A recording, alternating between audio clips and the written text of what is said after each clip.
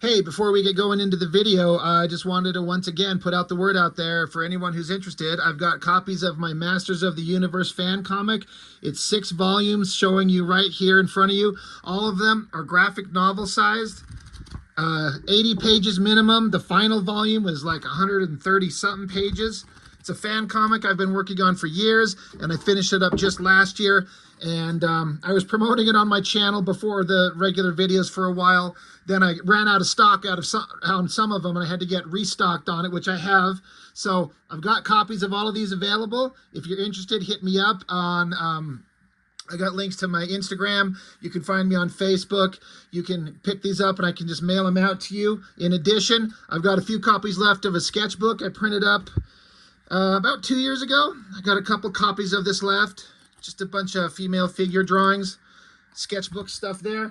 In addition to that, I have copies of this Ghost Agents book, of which is a kind of an anthology book with a bunch of different stories from a bunch of different artists in here. And I was lucky enough to get allowed to have a short story printed in it, and I did not bookmark it. So as I sit here trying to flip to it, God, I already probably passed it. This is just shit planning on my part. Where the hell is it? There we go. Jesus. Right here, it's printed on beautiful newsprint where the coloring just reproduces just in an entirely different way than modern glossy comics.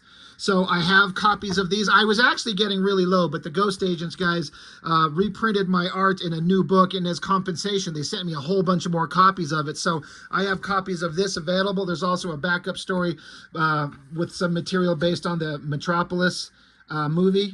I'm sure you're all aware of that. You've seen that. There's material in here. It's all beautiful work. So I can't recommend this stuff enough from these other artists and creators, but I have work in this one. I've got my sketchbook, and I've got my Masters of the Universe fan comic. So if you're interested, let me know, and I can get you copies of them, and we'll call it a donation to the channel. And that's all I've got for now, so on to the video. Hey, thanks for joining me. Let's try Skinbreaker again. Issue 6. If I sound slightly kind of unenthusiastic, it's because after reading this issue for, 6 straight books, as I was starting to say in the last one, it's just starting to feel like it's not going anywhere. And I don't want to judge the thing until it's done, but when you consider what's happened in the book, everything that's happened everything could have been told in one issue, literally. But this is intentionally spread out, understandably, to be told over many issues so the art can breathe and be showcased and be the best art that we've ever seen David Finch do, which I would say it absolutely is. But waiting month in and month out to get a new issue and nothing really happens. When I say nothing, I mean anything that's of any kind of significance or consequence is a very minor thing surrounded by pages of stuff you've just seen time and again in this book. So it's just kind of a little bit like, I was super excited when it was coming out, and I'm not saying that I'm not excited about it anymore. It's just, at this point, you're like, there's only 2 more issues to go. What could possibly be the wrap-up that could be exciting? Because there's nothing set up that's really a big deal. Just get into it. We've got the hero of the story, who was a young man in the beginning of issue 1, and he had to take control over his local village. It's just a village of kind of like, I don't want to say generic native, kind of cliche native people of certain type, but it's a kind of an idea that you understand. It's people living off the land in a jungle with spears and bows and arrows, and they have to hunt to feed themselves. There's no technology. There's no other, these are obviously alien people. These are not humans, but there's no other alien races. It's just this species on some planet living in the jungle. And it's kind of all about who can take control of the tribe, and do we embrace new ways that in theory some people feel like dishonors the old ways. The young man at the beginning of issue 1 wants to embrace new ways of hunting food and making their lives easier. And there's a certain group of people that do not want to turn their back on the old ways and aggressively resist change to the detriment of their own survival. And the hero, there was a 20-year time jump, and the main guy, and he turned into an old man, and now it's time for him to potentially move on. And the guy who's in charge now is the son of his greatest rival. And the son of his rival is a big, violent, angry monster of a bad guy.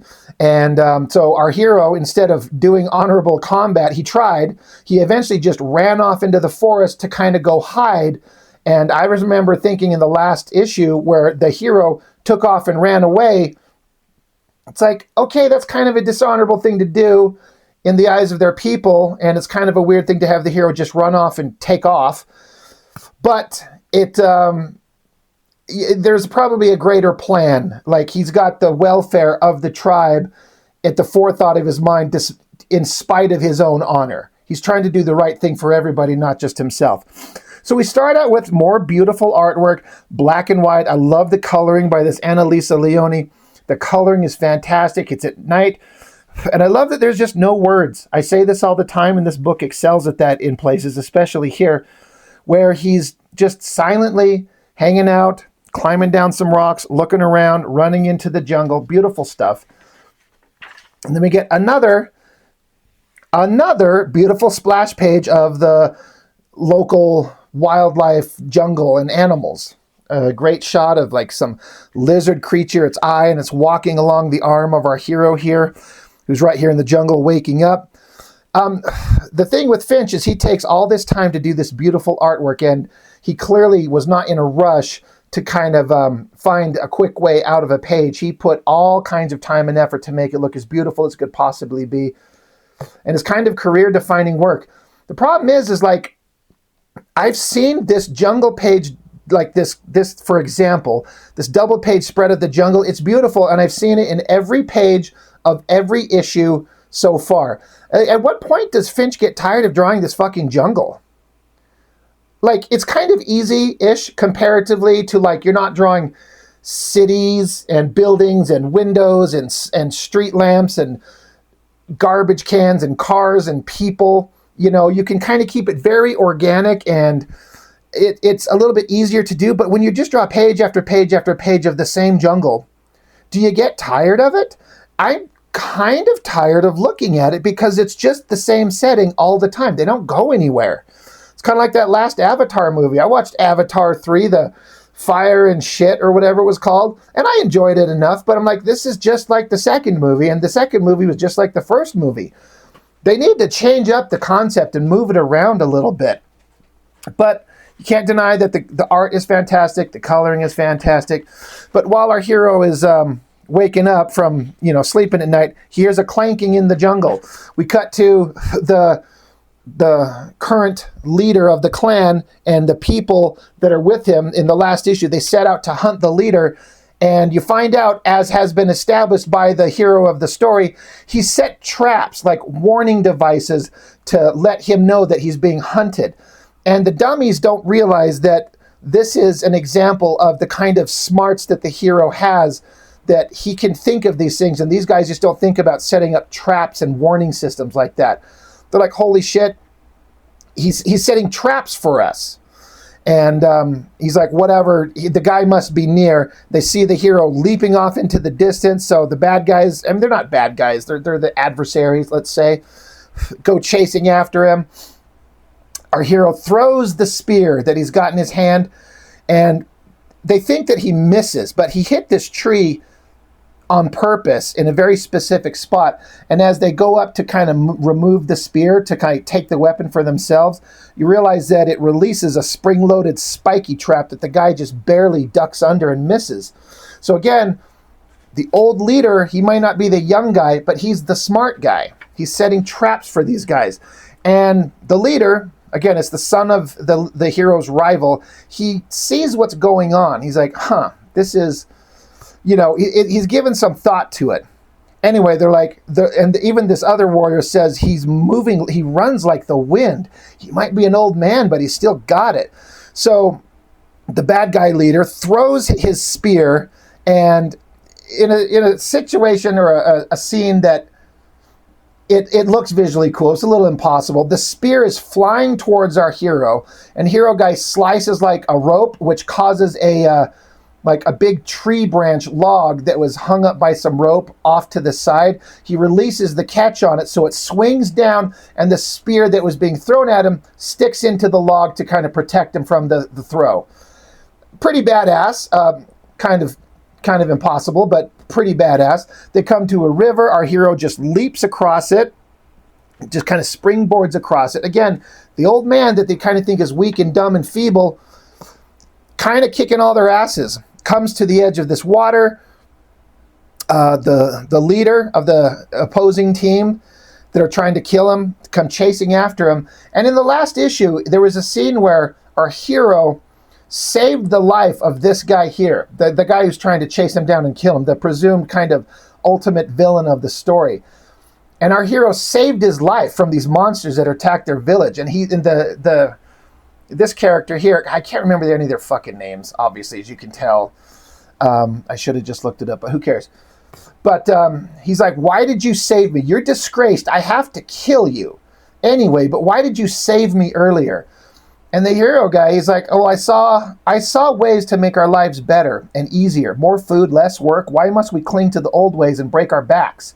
You and your father despised the sword shatterer, resented the shard bearers. You see them as an insult to the old ways. Do you not see how it eases our burden, making the Skinbreaker that much easier to wield? He says, the world around us is changing, and we have to change with it. Our prey now hunts us. Our home is not safe. I keep watch, alerting you to the danger. This is a change we must make. We must prepare.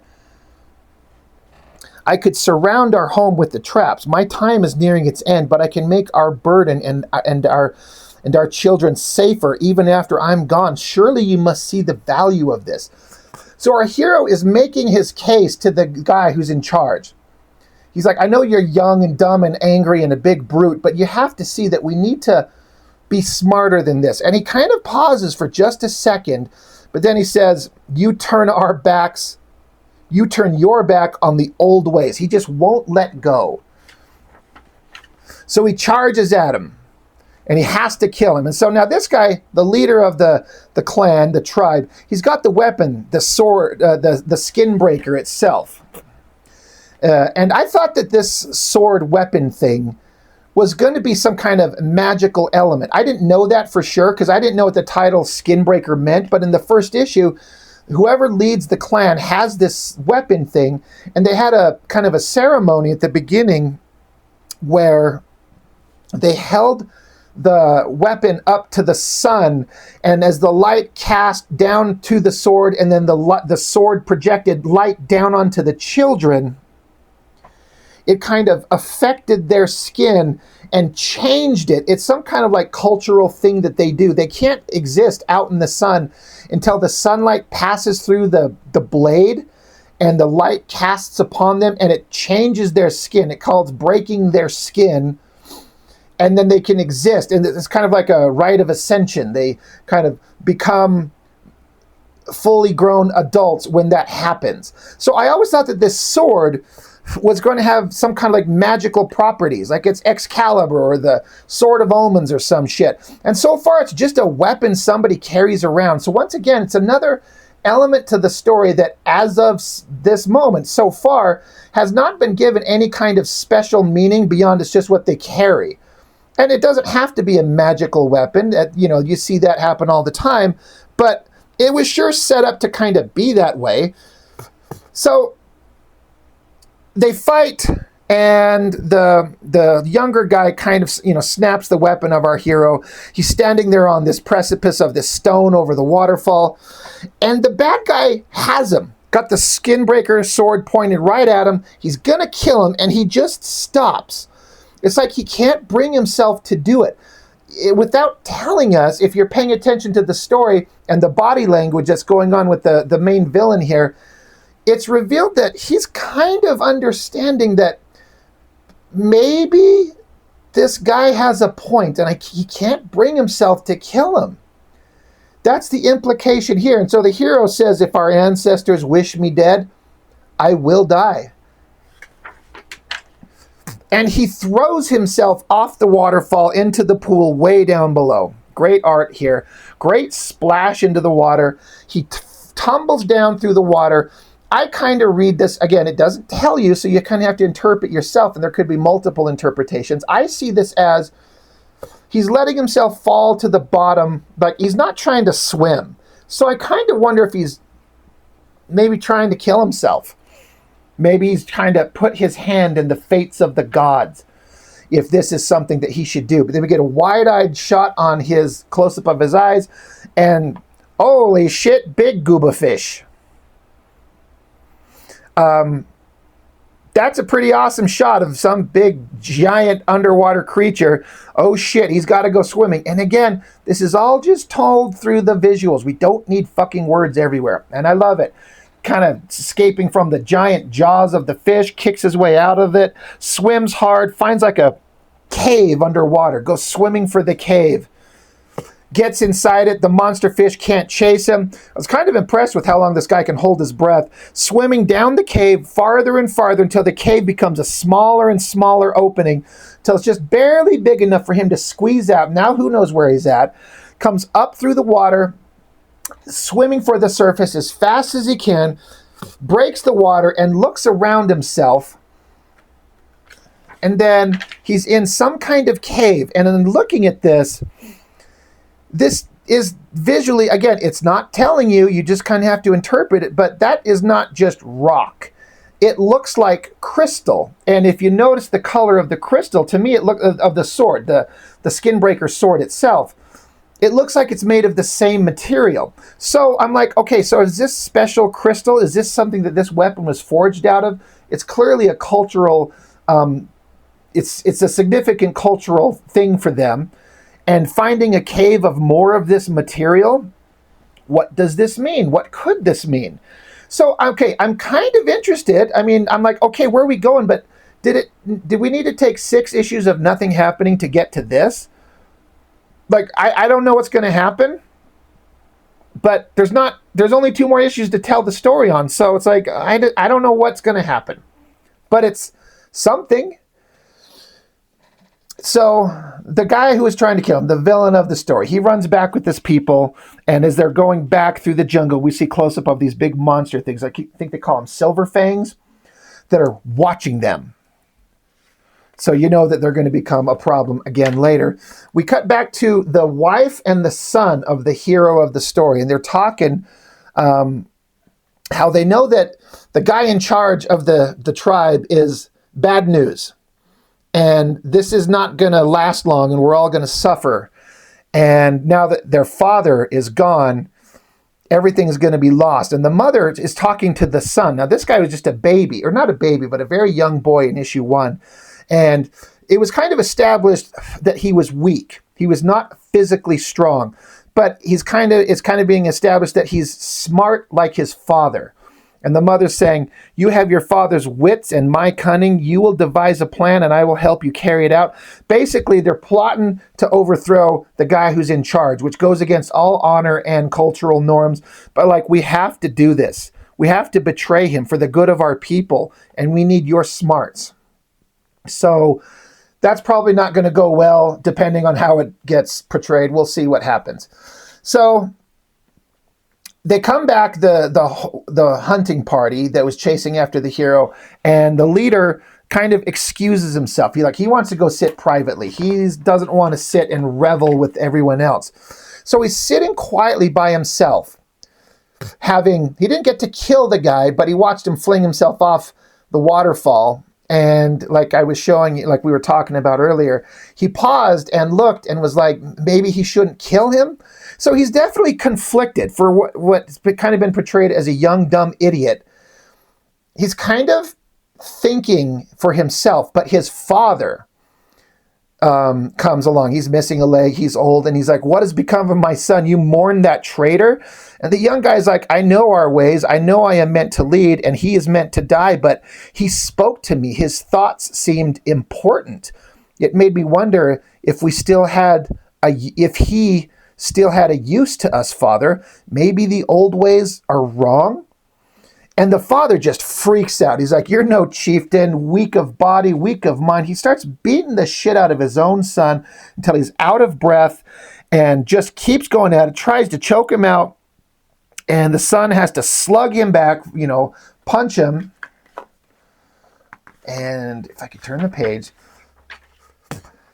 And we end with the father sitting on the ground, just out of breath, can't speak, hacking and coughing, and just lying there as his son looks on.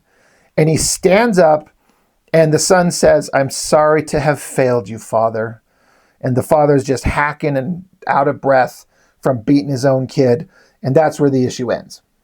So there's a few things going on story-wise. I'm like, okay, I like the characterization of this son was portrayed as to be a mindless, brainless brute, just like his father.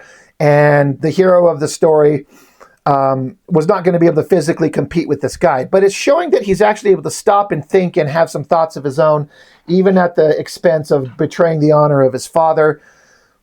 So there's something going on, but by God, this could have been told in much fewer pages. So I'm not upset at getting it. It's beautiful art every time, but it is feeling extremely repetitive. And so it has lost some of its shine to me. It's still awesome, and I'm excited to get it. And by the way, a friend of mine, Jason Hall, pointed out to me that if you're interested, they have a pre-order on, I saw it on Amazon, you can probably look it up, that there's a black and white collected edition, treasury sized, of all this stuff that is going to be released November. So if you're interested in getting the black and white edition of this book and out of every issue, according to the description on it, I certainly am. I love the coloring on it, but I also really, really want to see the black and white artwork. So they have that out there that you can order, but it's not coming until November, so it's going to be a minute. But if you're interested in that as an artist, go look that up. But like I said, it's enjoyable. It's, Finch doing top-notch work. And I am curious to see where it goes. I bet you this entire thing will read way better as a single reading experience. Like you read it all in one sitting. I bet that it flows better. But the monthly wait, kind of wanting something different to happen, to have them go on adventures, go meet other tribe members, other species, have more magic, more adventure, rather than they just run around in the jungle yelling about who's going to be in charge and fighting monsters. It's fine for an issue or two, but not 8. Just my opinion. What do I know? But still, I'm enjoying it. It's just not quite as exciting as I wanted it to be ultimately. But we'll see how it ends. 2 more issues to go, and we'll see how it all wraps up. So anyway, Skinbreaker, number 6. That's all I've got for this one. Thank you for joining me. I really appreciate it. I'll see you next time.